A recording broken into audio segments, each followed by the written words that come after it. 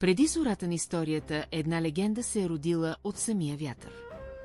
Създание с безкрайна сила, но предопределено да живее в сянката на собственото си забравено величие. Роден от Анджана и бога на вятъра Ваю, младият Хануман притежаваше глад, който никоя земна храна не можеше да задоволи. Беше глад за божественото. Една сутрин, бъркайки изгряващото слънце съзрял златен плод, детето полетя. Той не просто скочи, той прониза самата тъкан на небето. Небесата трепнаха, когато детето се приближи до слънчевите порти. За да спаси Вселената от мрака, Индра, кралят на боговете, го порази с мълния от космическа мълния.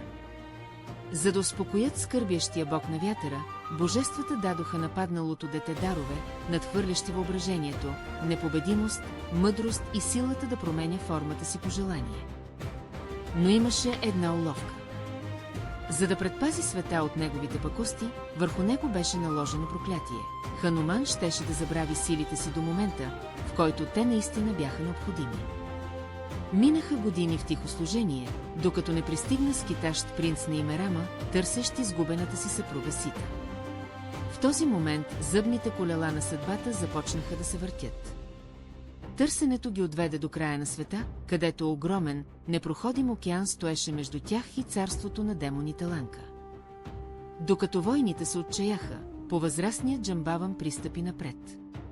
Той прошепна древните тайни в ухото на Хануман, разчупвайки печата върху паметта му. Земята започна да се тресе. Хануман растеше, мускулите му се разширяваха като планини, а ревът му заглушаваше гръмотевиците на морето.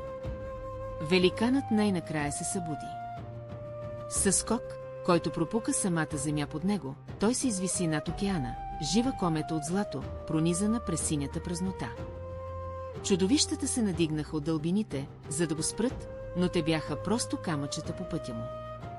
Нито морската змия се ураса, нито демонът Сянка можеха да го задържат. Той стигна до Ланка не като великан, а като сянка. Смалявайки се до размерите на котка, той се движеше през града на златото, призрак в къщата на враговете си. В горичката на Ашука той намери Сита. Мисията му беше на надежда, но заминаването му щеше да бъде на огън.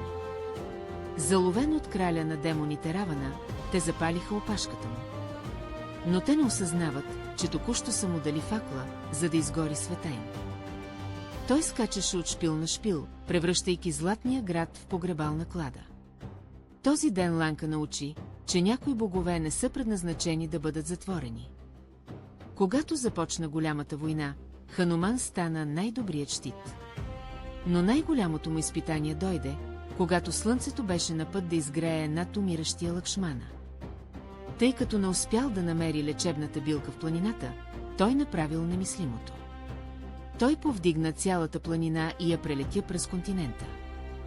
След спечелената война Хануман не търси корона и слава. Когато му бяха предложени скъпоценности, той ги разкъса, търсейки само образа на своя Господ вътре. Той остава сред нас, вечен пазител, избрал да остане на земята, докато се произнася името на Рама. Историята на Хануман е историята на силата, която се крие във всички нас.